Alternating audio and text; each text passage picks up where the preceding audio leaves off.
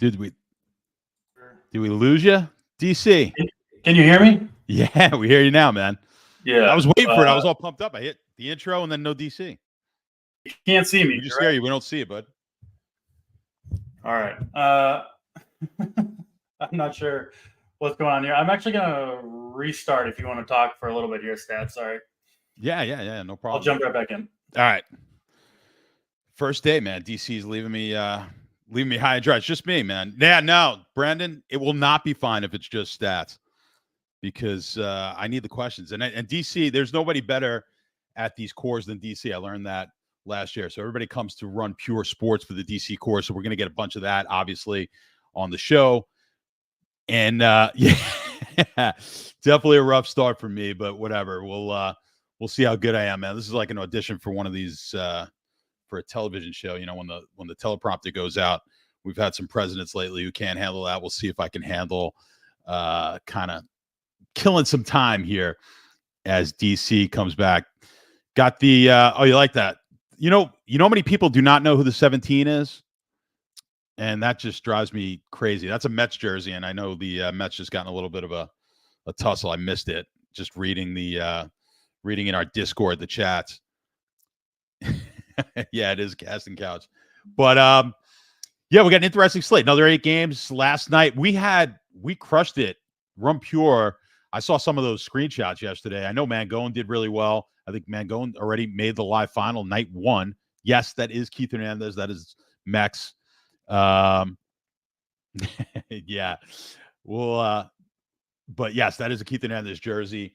And a lot of the young guys don't know Keith Hernandez. I mean, Keith Hernandez, borderline Hall of Famer, probably the best defensive first baseman that's ever walked the face of the earth. So, yes, big shout out to Keith Hernandez. But last night, Run Pure, these guys did a phenomenal job in the Discord. We saw some big hits. I think someone had like a $50 or $60 entry that returned like 18 grand. So really well done. And like I said, Mangone, I believe, is already in the live final. So that'll be good. Hopefully I'll see him there this year. Last year, listen, early in the year is where I have done my best in MLB. Last year was one of the best seasons ever for GPPs in MLB with JBC and myself. So we'll see if we can get it turned around here after last night. I did not have that great a night last night, so we'll see if we can bounce back. But yeah, DC's Mangone, if you want to hop in, we'd love to have you. You can brag a little bit about how good of a night you had last night. If you want to bounce in there, I don't have control of if you can get it, so you're gonna have to come in as a producer. Yeah, so you'll see my stuff under the JBC cores. So that's all my stuff under JBCs.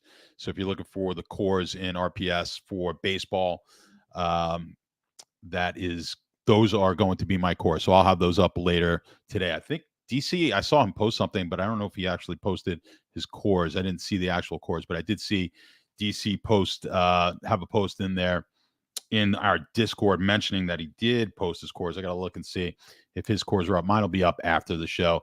I do post one thing. I would show it to you on the screen, but I don't have the DC who's in control of the screens. But we have something that I brought to RPS last year. It's called the Stack. Team Total Stack presented. Hey, DC's back. And DC, I was just telling him about the spreadsheet with the team total projection stack. So you might want to check that out. Those of you in the Discord and in with RPS, you guys know all about that. But I kind of break it down based on the team totals. And you can see if you're using the entire, this is really for those of you who are MME. But even if you're single entry, 3 max, something like that, it's going to give you a good idea where the highest team totals are and where you should be stacking, or at least where the better stacks are based on the team totals. So you have a look at that. We'll go into it more detail. But DC, welcome back. I hope you got everything fixed, man. Yeah, I think I'm good to go. You can hear me and everything. I think we could see you. That's really the main thing, because you can hear me though too. It's well worth it. Nah, I hear you. You're absolutely fine, brother. All right. So you're good to go. So not sure what happened, but I think we are. It was getting dicey because Mangone was going to hop in, and no one wants to see that. So no, yeah, I did get that message, and I was very quick to try to get the computer back going. I think we should be good to go. Not sure what the issue was, but we are we're moving on, and we're on to today's 8-game MLB slate. I know a lot of good screenshots from the members yesterday. I had a pretty good day myself. Got a lot of the pitching right, and the top stack, the Reds, came through in a big way. But part of my problem stats yesterday, I played a lot of Garrett Crochet, who was, I thought, the best value pitcher, especially when you took into account ownership, came through in a big way. But he was so cheap that it eliminated a lot of martini lineups from my build, right? Sometimes you can kind of be right on two things, and just kind of the structure of the lineup didn't quite work out. So I had a ton of Crochet on FanDuel, especially where he's 5,500. But you didn't need the savings. So it got me on all the expensive Reds, some of which did not come through. But we're not crying over spilt milk. We're on to today's slate. And judging from what you just talked about, kind of the stack chart that you've got up on the screen here, it seems like we're going to be on a lot of the same stuff. We will go game by game, breaking down, of course, each pitcher, the stacks, favorite one-offs. We'll do plays of the day at the end of the show, as we always do, all that good stuff. If you're here watching this on day 2 of the MLB season, I assume you're a fan. So hit the like button. It really does help us out. And stats, I have officially made it to the big time. I've got my own promo code live today. So you can use promo code DC15.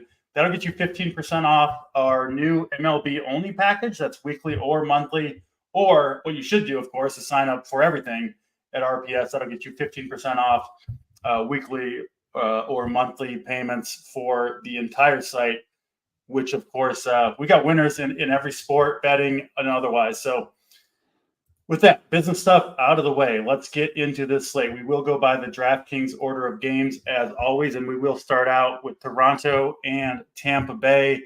8 total in this one. Chris Bassett and Aaron Savali on the hill. I'm pretty just kind of neutral on this game. I don't think I'm going to have much of either pitcher. Probably not many bats here either, to be honest. If I had to play, one player from this game, it would be Chris Bassett, who looked really, really strong in spring training. I'm expecting him to pitch well. Barrios looked awesome yesterday. And like I talked yesterday on the show, I think this Rays lineup is really overrated right now. They don't have much in terms of lefty bats, and they're not going to be able to do the platoon thing that they've done for what seems like the last decade or so. They're just kind of a team that's struggling for bats right now. So I think Bassett is going to perform well.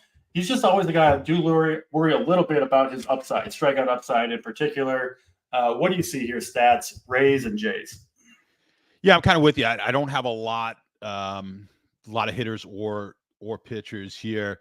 I focus on, I don't know, we're going to get to know each other a little bit more as far as like what we kind of look at statistics wise, but man, especially on DraftKings, I mean, I'm all about the strikeout. So I go right to the props, and that's really how I'm going to base a lot of what I'm looking at pitcher wise. So you're looking at Bassett's like over 5.5 plus 115. He's kind of, what is he? 1, 2, 3, like 5th or 6th, maybe even 7th in strikeouts as far as projected based on the sports books and the lines. So, I'm not too excited there. We're going to get some guys that are cheaper that are actually projected higher. So yeah, I don't love it. What are we looking at on the, on the totals as well? They're kind of mid, both teams, right? Tampa, they're right around 4 projected. We're going to have a lot of teams higher than that. So yeah, I didn't get much. I just kind of ran it quickly. I don't have my lineups necessarily set yet, but had very little Bassett, and that's probably as far as both teams go, stacks very small on the stacks for both teams as well. So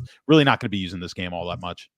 Yeah, we don't need to spend too much time here. I do think if you're playing a lot of lineups, Bassett would be, if you're MMEing playing 150, I would include Bassett in the pool. I do think he's going to perform well. I just don't think he's going to smash the slate. I think between, 15 and 20 fantasy points, he's in that range a lot of the time, which is honestly totally fine at his price point. Again, I do expect him to pitch well. I would rather definitely play Bassett than I would Tampa Bay stacks. But we'll get to some cheaper pitchers that I think have more upside. Honestly, even just a higher straight up projection from me. And then Savali on the other side, no real interest there. But both these guys, Savali, Bassett, good pitchers that limit upside, right? I think on the opposing stack, they're just unlikely to get completely blown up. We do have some pitchers on this slate who I think are kind of the opposite of that. So we'll move on from Toronto and Tampa Bay to the next game on the slate. This one at 7:10 Eastern time. It is Pittsburgh and the Miami Marlins. And this total sitting at 8.5. I kind of think that's a high total for this game. We've got Martin Perez pitching for the Pirates, veteran lefty, a guy who generally is a pretty good target with right-handed power bats in particular. He'll go up against AJ Puck, who is, I guess we don't need to bury the lead any longer, my favorite pitcher on this slate. You talked about yesterday, I've been doing a lot of the kind of the high stakes season-long fantasy baseball. AJ Puck, a guy who went from, I was getting him, pick 400 back in February. The Marlins stretched him out, and he was climbed all the way up. These are very, very sharp drafters into the top 200 picks. AJ Puck, for people that are not aware, former top draft pick from the Oakland A's, battled injury throughout his career, moved to the bullpen, couldn't stay healthy, inconsistencies. He's a 6'7" lefty. He throws gas, and traded to the Marlins along with Jesus Luzardo. I'm not sure if that was the same trade, but they both were traded from the A's to the Marlins. We saw what Luzardo has done in the last couple of years, including yesterday, looked pretty good. AJ Puck, they stretched him out as a starter, and it became evident very, very early in spring training that this was probably going to work for AJ Puck. Was striking guys out left and right throughout his spring training starts. I have my article up, DC's cheat sheet for members. Puck struck out 41% of the hitters he faced in spring training.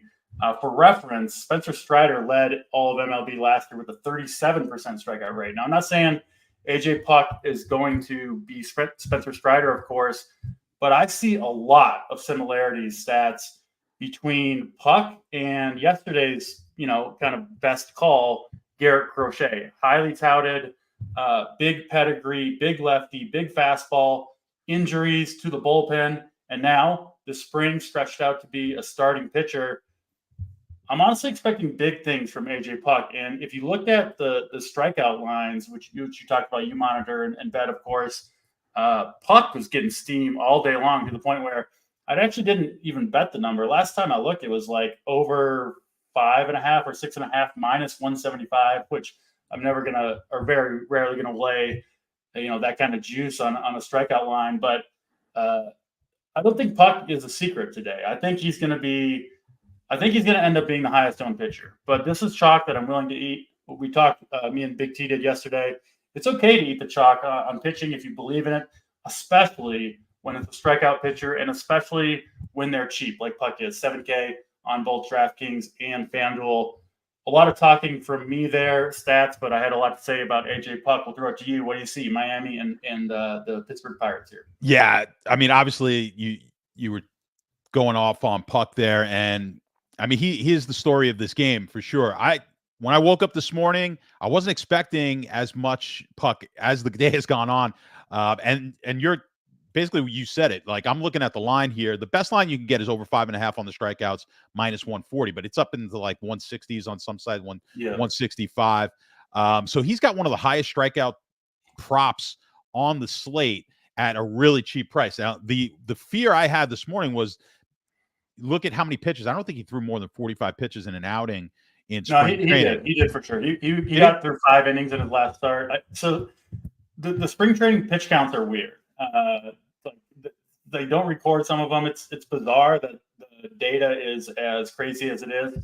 But we don't need to go too into it. But I'll just say this: I wouldn't be worried about his pitch count. I think he can go 5 or 6 innings for sure. Yeah, well, that's what had me concerned going into the morning. And then when I saw that the K prop line, I'm like, all right, I have no concerns about him getting the innings here. They're not going to put that number on him for a K prop that's so heavily juiced at 5.5. And like I said, there's not many guys here with a higher K prop than he has. So this is a great spot. But I also think it's a good spot for the Miami hitters. I think stacking Miami is sneaky here. They're kind of middle on my sheet. They are, what do I got them at? They're projected roughly at 4.5 on the team total. I think that's going to be a sneaky stack. I think Bell looks really good. I've heard a lot of people. Berger's going to be high owned. A lot of people like Berger here, looking for a home run there. So I don't think he's going to be Berger's necessarily sneaky, but I think you might be able to get a 5-man stack in with Miami. And that on the whole, I don't think that's going to be a really high owned stack considering some of the other games that we've got going on and some of the other team stacks, especially, a lot of people are going to be going over to Arizona after what they did last night. So you might be able to sneak Miami. I don't dislike it at all. I don't mind Miami with Puck. And Puck is probably going to make my core. Just with that price, it just allows you to do so many other things. We've got some good bats against some weak pitching tonight. Yeah, Puck will be my highest owned pitcher on both DraftKings and FanDuel. No question about it. I don't really see anything changing that for me between now and lock a couple hours from now. You did nail it when you're talking about the Miami bats. I like them as a stack. I do see them, at least from our partners at SaberSim, they have them projected as maybe the highest owned stack on the slate. If that's true, I actually don't think that will be true. But if it is true, I wouldn't want to be riding on Miami on like the super chalk, right? I think you kind of agree with that. 100%. Yeah, I don't think that will be true. And I will still mix in some Jake Berger in particular. I think is an awesome play here. Big power against Martin Perez from the right side, which is exactly what you want against Martin Perez. But I also wouldn't necessarily want to play a ton of Jake Berger if he's going to be the most popular hitter on the slate. Again, I don't think he will be, but I am seeing some information that he's going to be pretty chalky on the slate. Martin Perez himself, obviously not in play. And I'm not on the Pirates bats either. I don't think it's the craziest thing in the world. I'll say this often on shows. Anytime you can identify who you think is going to be the highest owned pitcher on the slate, especially, let's be honest, I expect big things from Puck here, but is this his first major league start? It might be, or one of them certainly. Yeah, I think it's his first. Yeah, and you can get a decent offense. Pirates did some damage yesterday at sub 1% ownership. I don't think that's a craziest idea. Like T and I mentioned yesterday, all stacks are in play in MLB DFS, especially if they're going to be sub 1% owned, and especially if they're against the chalkiest pitcher on the slate. So I'm on the Puck side. I think most of you guys should be too, but did just want to mention that if you do want to get contrarian, not the craziest idea. I think especially though, just to kind of piggyback off that, especially, when it's a chalk veteran guy who you kind of have the confidence in, it's a little more risky to do. But you get a chalky guy, like you said, who's making his first, he easily gets pulled in this game early if the pitch count gets high. Even if he does get a bunch of strikeouts early in this game, that's going to lead to a higher pitch count. Maybe he just doesn't get that many innings, and you're able to capitalize on getting to the bullpen. So I don't mind that play at all as a contrarian play. Yeah, it's a large field. If you got a large number of lineups played, most likely, but it does make some sense, mostly from a game theory perspective. Let's move to another game that I really, really like for DFS here. It is the Yankees and the Houston Astros. This one at 8:10 Eastern time. Total in this one sitting at 9. We have Christian Javier and Carlos Rodon, two, I think, pitchers worth discussing in depth. We saw a couple years ago the monster season from Carlos Rodon in San Francisco, right? Where I don't know if he won the Cy Young. He had to be really high up there if he didn't. And then Javier, another guy who was awesome a couple years ago. But both these guys really struggled last year. They really struggled giving up home runs. They're two very fastball-heavy pitchers. Rodon, I think he only threw about 60 innings last year. He battled arm fatigue. If you followed spring training, which I know most of you have a life and you don't do, but I follow it, Rodon's velocity was kind of all over the place from start to start. What I think is most likely stats, and I do recognize there is some uncertainty here, as there is obviously in speculating on sports all the time. I think the most likely thing is Rodon's arm is just not in a good place, and I'm not sure it's ever going to be, frankly. And I think the most likely thing is his velocity will either be down, or even if it's up a little bit, I think it's because he's throwing absolutely max effort, right, to try to keep that velocity up. And if you look at the splits for Rodon, I won't go into the exact numbers, but it's very, very stark on when his velocity is looking good.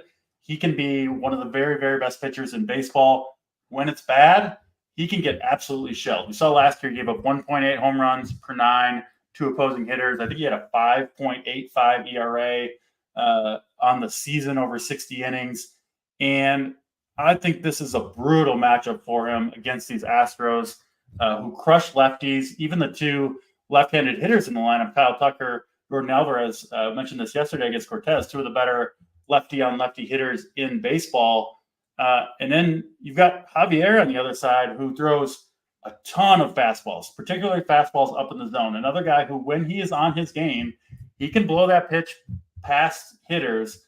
But when he's not, it's fly balls, and it's a lot of home runs given up, and that's reflected in the stats last year too. So I like both offenses here, particularly the Astros, who are my favorite stack on this slate. I think they're going to tee off on Carlos Rodon here, and I know you're a stats guy mostly.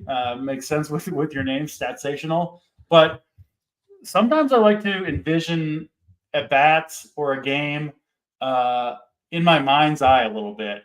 And in this one, I see Carlos Rodon muscling fastballs up to the plate. And I see guys like Altuve, Bregman, McCormick, Diaz, Pena, Myers, even the lefties teeing off and launching balls into that short porch in left field. Absolutely love the Astros today. Again, a lot of talk from me. We'll throw it to you. What do you see here, Astros and Yankees? I don't disagree with you on this one. Firstly with Rodon, I think he's going to struggle. I mean, this is way too good of a lineup here for him to face. Now, if you do want to get a little contrarian and hope that we get the bounce back from Rodon, I just think it's overthinking it, playing him here. But if you want to go that route, I mean, he's not going to be owned. I think he's going to be maybe 5%. We talked about the props, like AJ Puck kind of telling a little bit of the story. Mm-hmm. Kind of tells the story on Carlos Rodon too, right? A 4.5 strikeout prop for a strikeout pitcher. That's worrisome. It is worrisome. I just don't think they expect him to go very deep into this game. Obviously, the team total for Houston is fairly high. They've got a 4.8 projected team total. That's that third highest on the slate. Yankees are right behind them. I've got them at 473. So this should be a high scoring game. I don't like either pitcher. I think you mentioned Javier. Javier is a fly ball pitcher, and the one thing the Yankees will strike out, but if they're going to put the ball in the air, like they don't hit pop-ups, like their pop-ups go out of the ballpark. So I would expect some home runs in this game. I could see stacking the entire game and fading both of these pitchers. So I like a lot of runs in this game as well. Like I said, you want to get a little contrarian and just hope for the bounce. But I just don't think this is the right spot. I don't think it's the right team to do that with Rodon. I get real, pitchers. If you play ball, you follow baseball, man. When velocity goes and you're starting to have velocity problems, like you said, I mean, it's scary unless you are a guy who really, some of these veteran guys who just really know how to pitch. But when you kind of rely, when you're a strikeout guy and you got to rely on that, on getting a little bit of velocity, I just don't see it happening here. I don't like guys coming off injuries. I don't like them against one of the best lineups in baseball. I agree with you with Houston. Now, if we're going to get Houston, I don't know. I haven't looked at what does Saber have the projection as far as the stacks, ownership projections. I'll pull it up here. I'm seeing around 10% for most of the lineup. I think that's pretty good. I like to be over. Yeah, I would like to be over on that as well. I know obviously you're going to go that route, but I wouldn't mind at 10%. I think you want to be over. I think having 15%, if you're an MME like myself, having like 15% Houston 5-man stacks on DK is perfectly acceptable for this game. Even more, again, refer back to my team total projection stack list. You could go, I would be anywhere from 15 to 20% on them. So I like that. I think they're going to be a little bit higher. I don't know. Maybe I'm just wrong. And Miami's, maybe I'm just wrong about Miami, and Miami's just going to be more owned than I just have been hearing a lot with Berger and Bell and those guys, but I don't know. I can't imagine them being higher owned than Houston, but I think you take advantage if people are going to be scared off because of the name and they think, they want to take a wait and see approach against Rodon. I think take advantage of it. And you want to be overweight on the Astros today. Yeah, I think you made a couple good points. Rodon still does carry a big name, right? Where maybe more casual people not watching the show don't want to stack against a former ace. He is a legit former ace not very long ago, a couple seasons ago. So maybe that could hold the ownership down a little bit. A lot of them, at least the top of the order, are pretty pricey, which always holds ownership down. We talked a lot about that with the Dodgers yesterday. You just, if you're paying up for pitching, you just can't afford everybody. Obviously, we have a salary cap in DFS. The other thing I wanted to mention, more of a game theory point here, this is kind of a bet against Rodon, right? Against Rodon not being healthy, not being his normal, or the version of Rodon that can be good. So I do think the Astros make more sense as a stack than they do off of one-offs, because we do need to acknowledge there is a chance, maybe Rodon has a few starts of max effort velocity in him. I wouldn't be completely shocked if he went out there and, muscled up to 95, 96 for 5 innings and struck these guys out. I think that's in play. And for that reason, I kind of think it's an either or thing for Rodon. Either he just doesn't have it, which I think is by far the more likely thing, or maybe he does, in which case I wouldn't necessarily want any Astros at all. So I do kind of like them as a stack or a fade. Obviously, I'm on the stack side. I did want to mention that. Quickly over to the Yankees.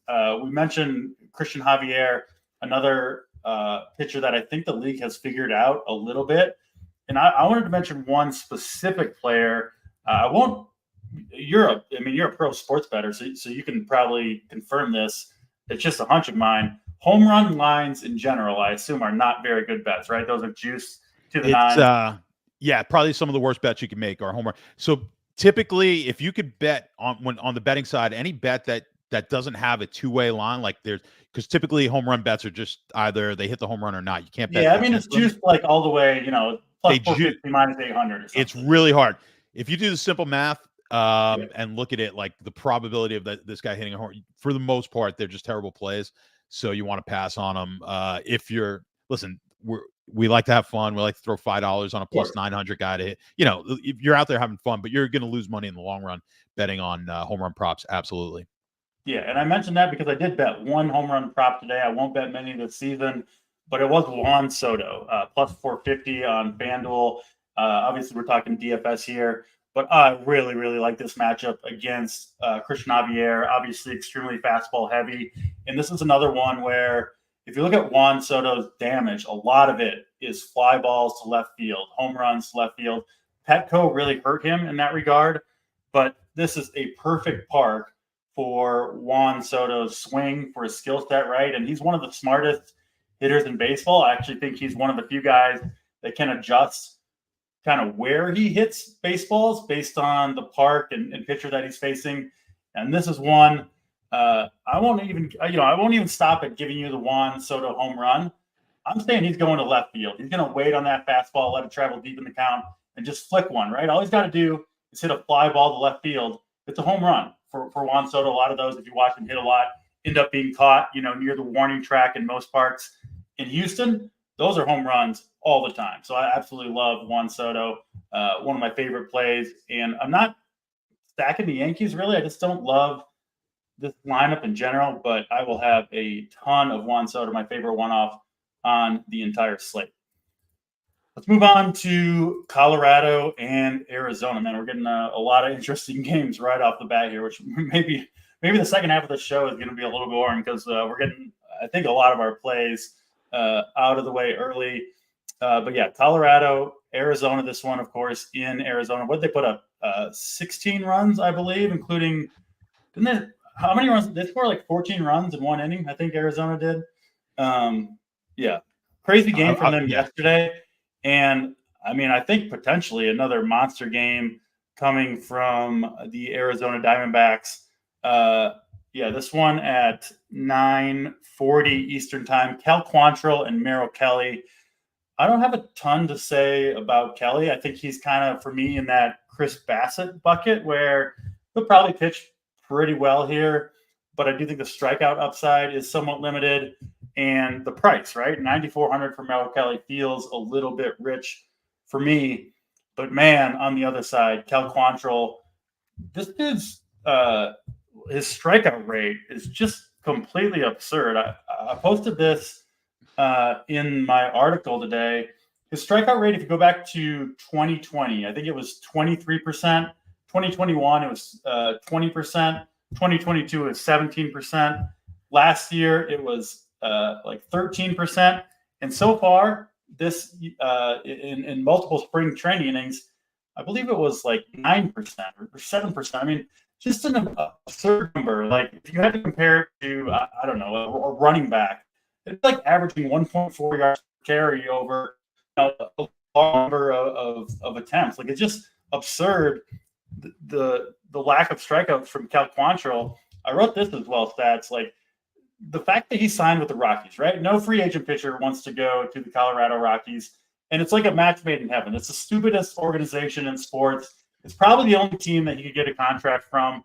And it just makes perfect sense that he would go there. He can't strike anybody out. And these are the pitchers that I love to stack against. I think one mistake that a lot of players make is stacking against home run prone pitchers. To me, those are the guys that you want to take one-offs against. The guys that you want to stack against are the guys who cannot strike anybody out, right? Because if you're telling me every single player essentially is going to put the ball in play, now you can get some luck on your side, right? You don't need a home run. You string together some hits, some walks, you get the stack rolling, you get the five-man, piling up the RBIs and runs together. And that's what I think the Diamondbacks are going to do here. Alex makes a very, very good point in chat. The Rockies only have one lefty in the pen, Jalen Beeks. He threw multiple innings yesterday. My guess is he is unavailable to pitch in this game. So it should be Quantrill and then all, frankly, shitty right-handed pitchers coming out of the pen after Quantrill. So I don't think we have the Diamondbacks lineup yet, but there's going to be some pinch hit risk guys in there. Jock Peterson and Alec Thomas in particular, I think will be in the lineup tonight. And normally I would shy away from those guys. I actually think they are close to completely safe on this slate. You get Quantrill, you get the Rockies bullpen. The Diamondbacks, in my opinion, should be the highest owned stack on this slate. 5.5 team total. Maybe the worst starting pitcher in baseball in Cal Quantrill. Bad bullpen behind him. But in my opinion, they deserve to be chalked. We'll throw it to you again. Rockies and Diamondbacks. Yeah, not only a bad pitcher, and bad bullpen, but a tired bullpen. So do they just extend Quantrill longer than they I think they might let Quantrill wear one tonight, which is exactly like he may have to take one for the team after giving up 16 last night. They went to the bullpen early. So maybe he just goes, if he's giving up 6 through 5, maybe it's like, hey, give us one more to, kind of get us through this without having to abuse the bullpen. And so maybe we get some more at bats than we normally would have. I mean, you talk about his strikeout rate. His prop is 2.5 tonight. It's heavily juiced to the over, but geez, it's 2.5. I bet the under 2.5 plus 140. You like on the plus money on the under? I did. Yeah, I did. I love it. Yeah, I love that. Like I said, I think the strikeout rate is like 2.4 in spring training. It's just completely absurd. I mean, he's like a half a K an inning guy, I believe, right? So I think he had like 58. Looking at it. He had 58 Ks in like 100 innings last year. So yeah, I mean it's pretty pitiful.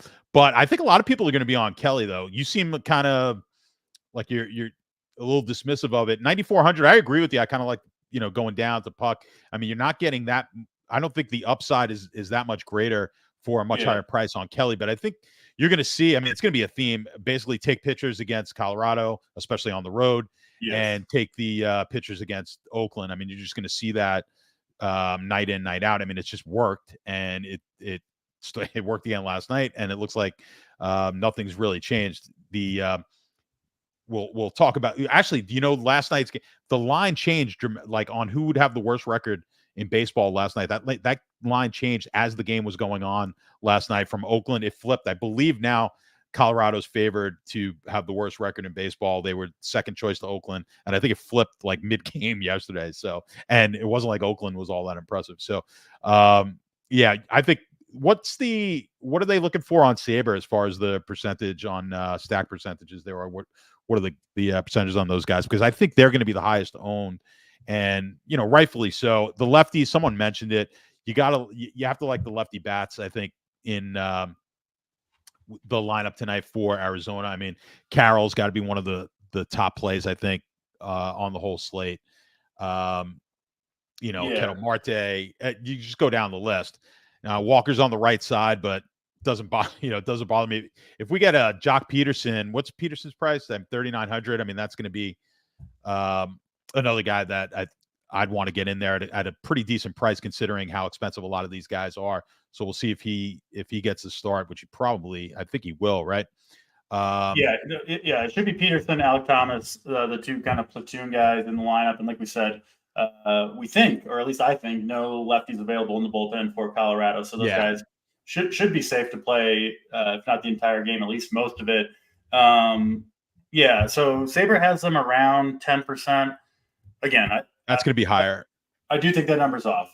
I would expect closer to 20% for the Diamondbacks. Honestly, I think it's worth it. And honestly, I think Cal Quantrill's like only out here is just a bunch of, warning track fly balls, line drives, that infielders, that type of thing, which that of course could happen. It's baseball. Anything can happen on any given day. But like, I'll be really surprised if Cal Quantrill's missing bats in this game. He just hasn't done it in forever. I think he's even a worse version of himself than we've ever seen.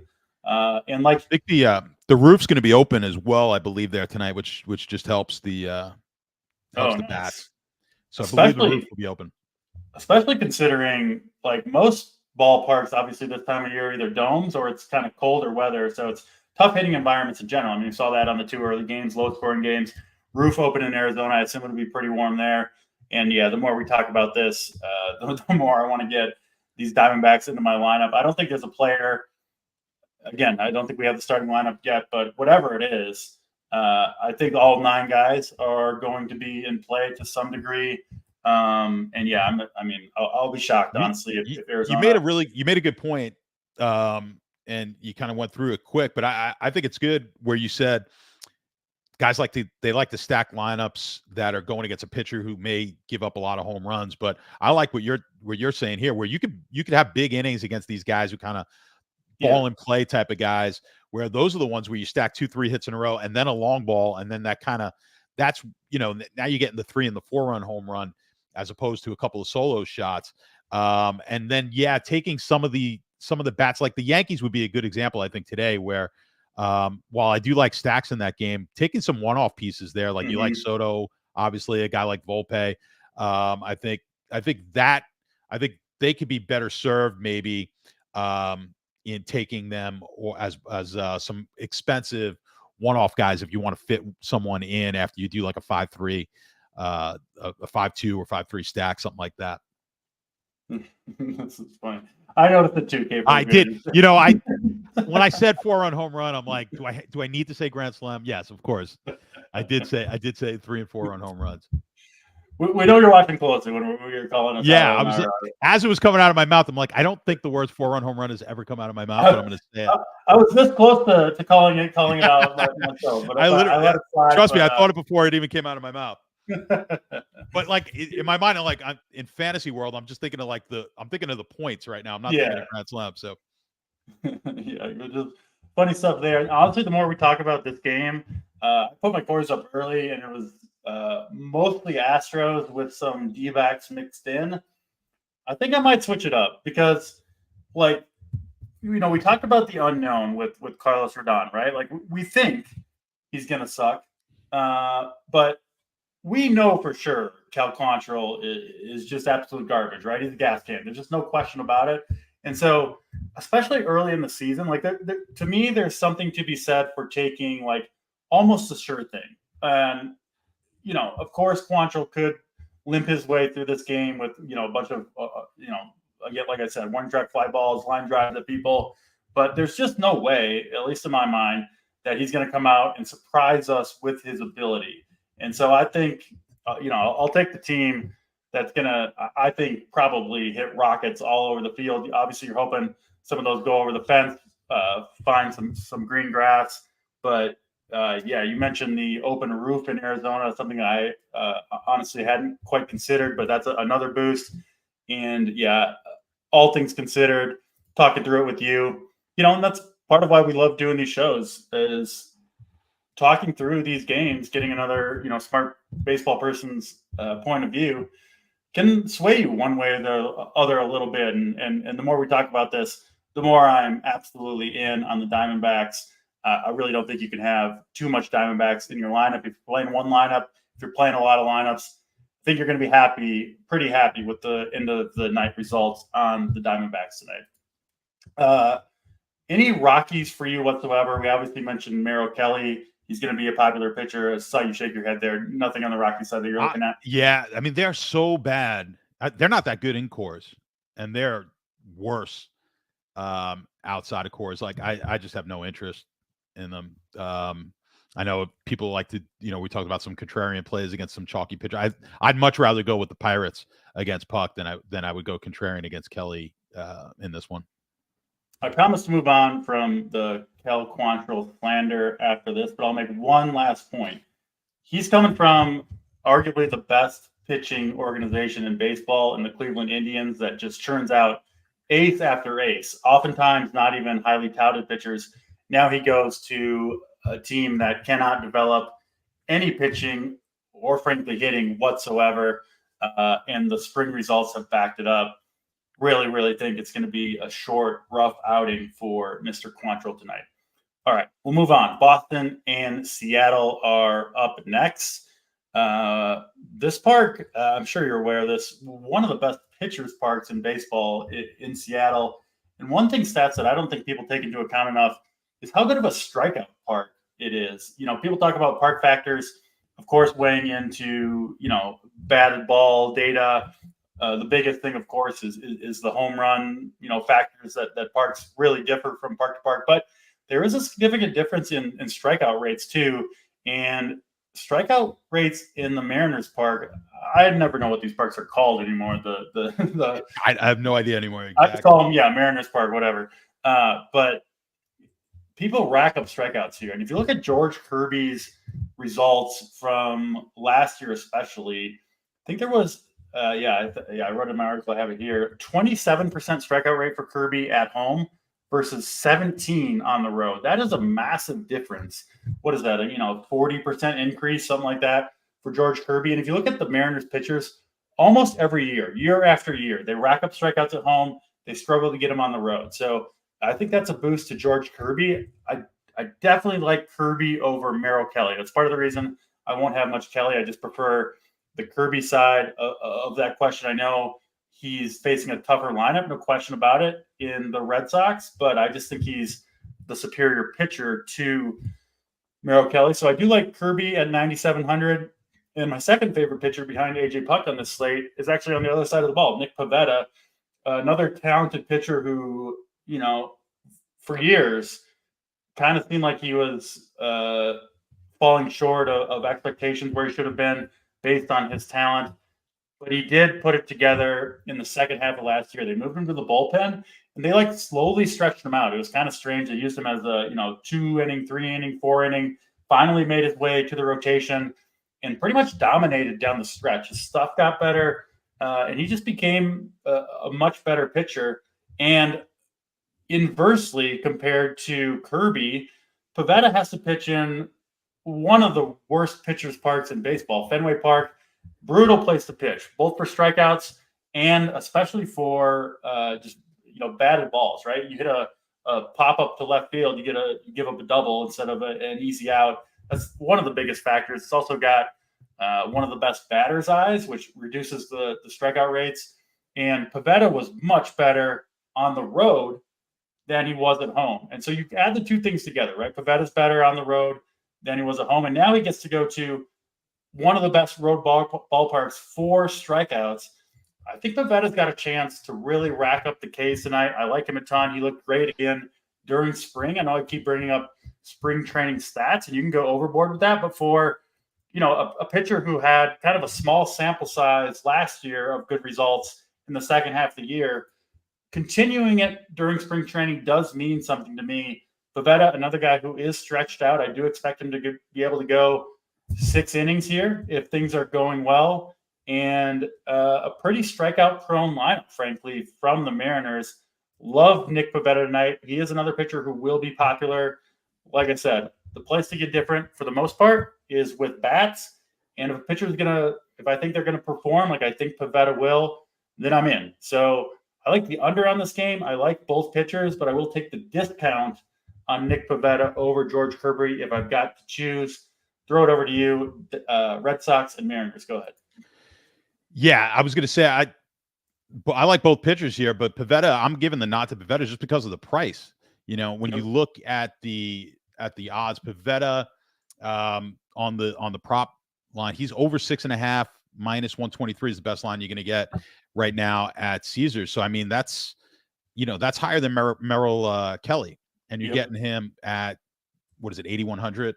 $1,300 discount. Yep. Yeah, so it's a big discount, and then $1,600 off of Kirby. And I think the only difference here is really the win. The what they're pricing in or projecting in as far as getting the win. I mean, you're all right. So he's plus 120, plus 125, and really projecting wins. You're only getting the starting pitchers getting that only a fraction of the time. So I like the cost saving here. I mean, you could really build some pretty good lineups if you're going Pivetta Puck, and you're starting off here in good shape, considering we've got some of these teams like Arizona where we really want to spend up on some of these hitters, and the Houston lineup, and maybe a couple of one-offs in the Yankee lineup. If you want to go that route, I think you've got pretty good options. I think that's why Puck's going to be so highly owned. But we're going to get a lot of ownership on Pivetta as well. But I would take him over. I like both pitchers, but I would take him over Kirby. I just think for that price, both of them are pretty close in my opinion. Yeah, I think it's a close call between the two. It is. The Mariners are favorite here. I actually don't mind. Like I said, I do like the under, especially in this game, but I don't mind taking a shot on the money line on the Red Sox, who I do think have the better. It's close between the better lineup overall, but again, I do think Pivetta should go toe-to-toe with George Kirby tonight, and I think what will be a very low-scoring game. We've got 3 more games to talk about. Before we do, another reminder, please hit the like button. We see the view count on this show growing. I think we're bringing the good information to you guys. If you're watching, hopefully you think the same thing. So hit that like button if you can. Hit the subscribe so you don't miss any of our content here at Run Pure Sports. And if you do want my cores, if you want my bets, if you want cores from legends like JSU, Big T, all the guys over at Run Pure Sports, you can use promo code DC15 for 15% off your first weekly or monthly payment. That does apply to both MLB and the full package over at Run Pure Sports.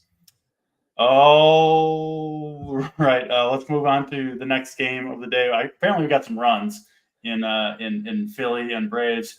I think I cursed that game and said it was the easiest under of all time, and now maybe I'm eating my words a little bit. That's all right. We'll move on to San Francisco and San Diego next. 7.5 total in this one. We have Joe Musgrove and Kyle Harrison.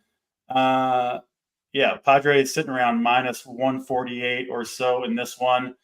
I have a lot to say seemingly about most pitchers, but this is another couple of pitchers who I think are very interesting. Joe Musgrove, I'm not throwing him in like the Carlos Rodon bucket, but I'm a little bit worried about his health going forward. I think he might be pitching through some stuff right now. Hasn't looked super great throughout the early parts of spring training and the season so far. And then Kyle Harrison, I think, is a very interesting rookie for the Giants.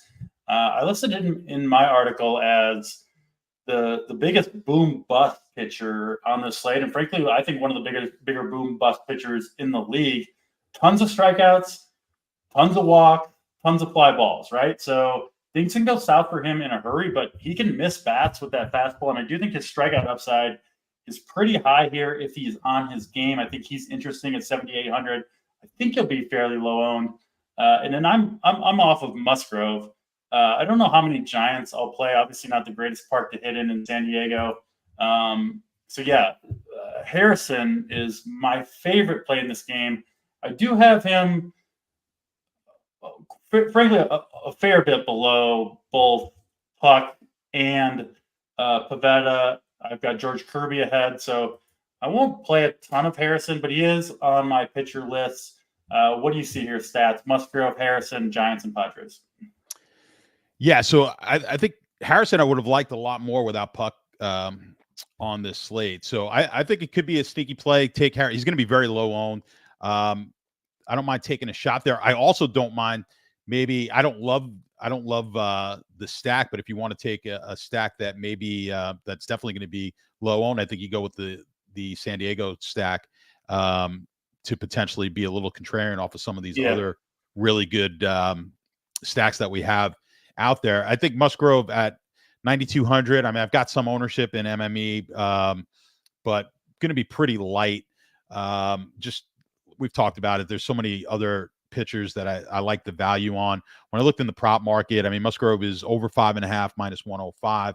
So again, you're getting a guy like Puck who's got a higher projection, Bassett, Pivetta, who we just talked about, 6.5. So, at the 9,200, I'm not all that excited there. I'm with you. I'm like a little bit more excited about Harrison, and I don't really. I mean, I guess you could look at the San Francisco at some of the hitters in the San Francisco lineup. I'm not a big. I don't get too hung up on the lefty righty matchups just because that it changed in today's baseball. Like it changes so quickly. Like the bullpens are in there so quick. But some of the big bats in that San Francisco lineup are on the left side. So I don't particularly love it. I actually prefer, like I said, maybe if you want to get a little sneaky, go on the San Diego, taking San Diego as a potential stack. Their lineup is actually out already. It's a little early, but their lineup is out there. It's just like, no, I don't think they're going to be particularly high owned. I mean, you're basically paying some pretty decent prices for their bats, and with the better stacks that are out there, who knows? I mean, they could easily, against a young pitcher like this, they could put up some runs. It's not the greatest of ballparks, but I mean, I'm just saying it's a long shot contrarian play. There's other ones that I like more, but if anything, I like Harrison. It's odd. I would take Harrison as a guy, sort of a pivot off of some of these other guys that we like, Pivetta and Puck. And just in the same breath, I'm going to tell you, you could also take San Diego. Like it's like the San Francisco side. I don't really like much in this game. Yeah, we're on the same page on this game. Sounds like, frankly, most of the slate. But like I said, I mean, Harrison is a boom bust play. So sometimes in baseball, you can be obviously not in the same lineup, but both like the pitcher a little bit and like the other side. And Harrison is a good pitcher to stack against, right? Because he can completely lose his control at times, start walking dudes, and then he's home run prone as well, right? He puts a couple of guys on via the base on ball, and then he's got to come in the zone with his fastball, leaves one over the middle, and all of a sudden, you got a Manny Machado 4-run home. Yeah. You got it. You beat me to the joke. So that's Padres and Giants. Interesting one there. I am very interested to watch Harrison pitch. I do like his potential, but I could absolutely see that going south in a hurry for Mr. Harrison. Let's move to Cleveland and Oakland next. Couple more games to talk about. This one, 7.5 total. Now there is some weather concern here. Normally, you don't have to worry about weather in California, but I'm seeing 90% rain throughout the game. I think it's going to be mostly kind of misty, and I do think they will play this game, but certainly something at least to monitor. Obviously, you can swap off a game if you need to. And I'll say this: as an amateur weatherman, if this game starts in delay, get off this game because it's not going to really change the weather, right? And so that would lead me to believe that the game would most likely be postponed. If it starts on time, I think there's almost no risk that they would choose to delay the game mid-game, if that makes sense. Seeing a couple people in chat, it's pouring right now. Yeah, rain coming down hard in Oakland right now. So, yeah, this is a game that I'm probably not going to end up playing. But in case it does play, in case the weather clears up or whatever, Logan Allen, Ross Stripling, honestly, I don't really like a ton from this game anyway. Seems like we can probably fairly quickly move on from this one. Do you have anything to add, Guardians and Athletics? No, I mean, not really. The weather is going to be key. And like you said, I think if it gets canceled, this will be canceled pre-game. So I think I don't think they're gonna wait. So if they start this game, it's gonna go.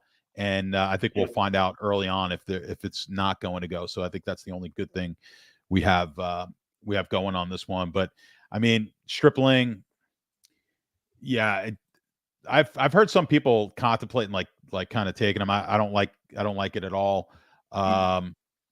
You're gonna get some people on Allen at 7,400 because again, like I said, people are just gonna be targeting against Oakland and Colorado all year.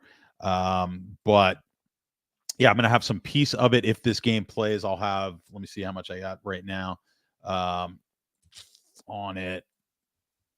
Yeah, I've got a decent amount of Allen right now. So we'll see if that changes. So, I mean, I'm in the mid 20s, 30s, which I think he's going to be kind of high just because of what I said. People are going to, at that price, everyone wants to kind of target against Oakland. So that's probably where I'm going to be on him if this game goes.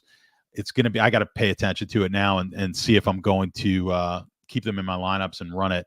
I think I'm just going to keep the game as is.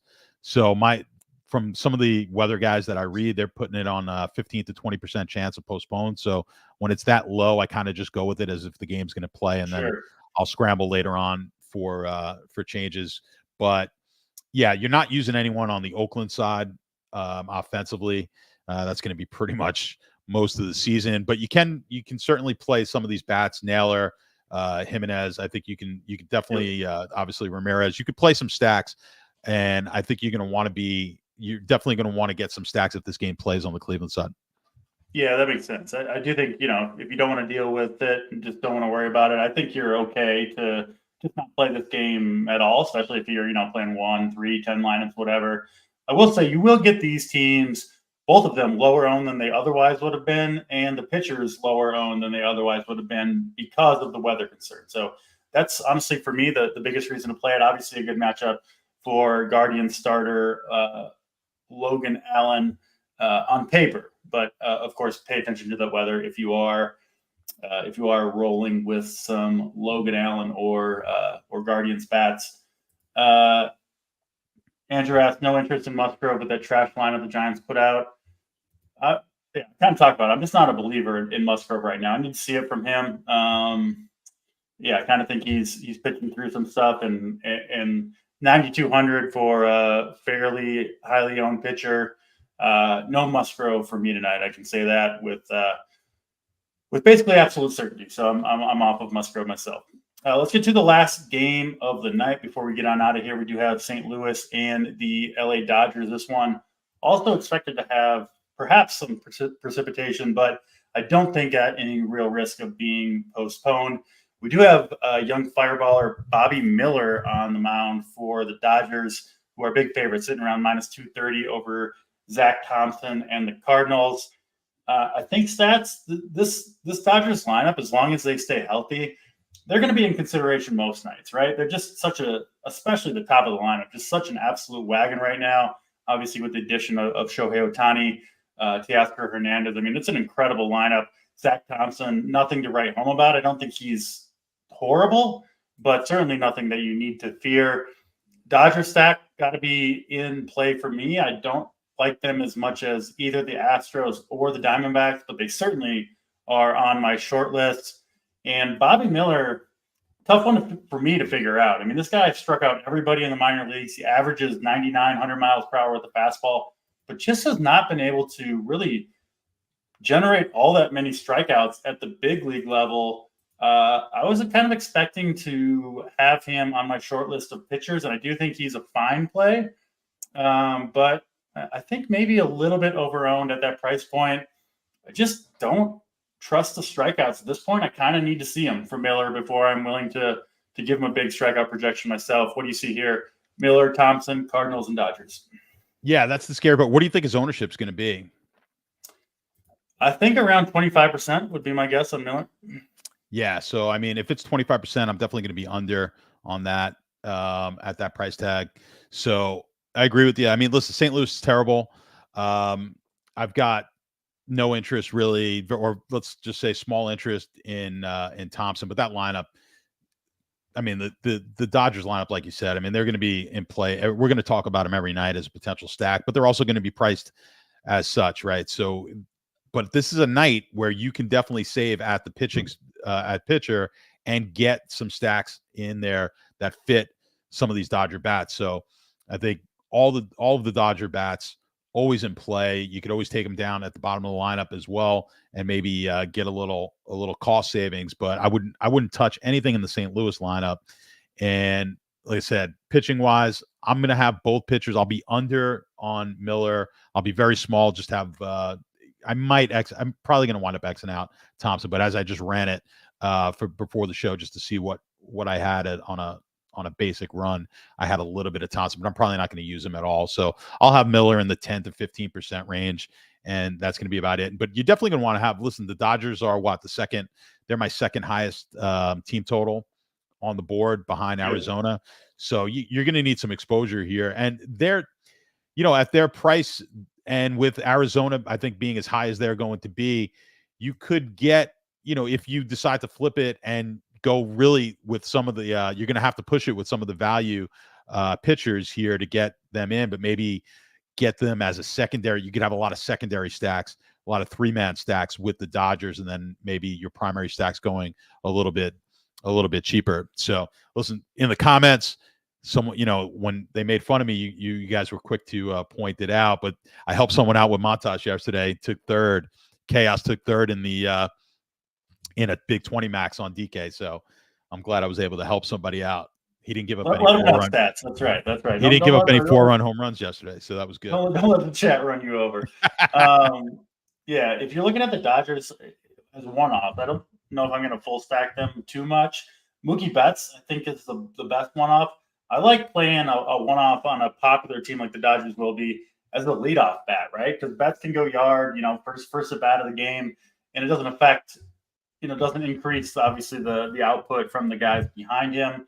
And then Teoscar Hernandez is another guy where I could see the Dodgers underperforming in general, but Teoscar teeing off on a bomb or two from the lefty, Zach Thompson. So, if you're not stacking the Dodgers, those would be the two guys that I would look to as one-offs. And And BG3, you're not doing that. Yeah, you're not playing. The BG3 is asking a question like, we're not playing batters against pitchers. Well, first off, I wouldn't play Connor Joe anyway, but I definitely wouldn't play him if I have AJ Puck in my lineup. So fair enough question, but no, I don't think you need to play Connor Joe tonight. No Connor Joe for me. That is all 8 games. Appreciate you guys watching, all the questions in chat, all that good stuff. We'll do plays of the day. I will go first, stats, so you have a second to think about yours. And, I know I've said I was done slandering the good name of one Cal Quantrill, but I got one more bad thing to say about Mr. Quantrill. You can also, all the bad things that we said about him are true. You can also steal bases on this guy, believe it or not. So my play of the day, he's going to be popular. He's expensive, but I think this is just about the nut spot for Mr. Corbin Carroll. Could see him stealing multiple bases, home runs, whatever you want from Corbin Carroll. I think he has a monster game against Cal Quantrill and the Rockies. He also benefits from no lefties, we think, available in the pen for Colorado. We'll throw it to you. Stats for your play of the day. It's tough not to pick someone on Arizona. Carroll's going to probably be the highest owned guy on the slate. He's going to be my highest owned guy, but I'll stick with I'm going to stick with that game, and I'm going to I'll take Christian Walker. So I'm looking for Walker to go deep in this one. Yeah, we're hoping for a lot of damage off Mr. Cal Quantrill. We appreciate all of you guys watching, as always. No show tomorrow, no MLB show anyway. We will be back on Sunday morning. I'll be here with sweet Travis Mangone, bright and early Sunday morning. Mangone took down the FanDuel live final qualifier last night. So congratulations to Mangone. Hopefully we'll get some more RPS logos up at the top of the tournaments tonight. That'll do it for us. For Stats, I'm DC, and we're out of here.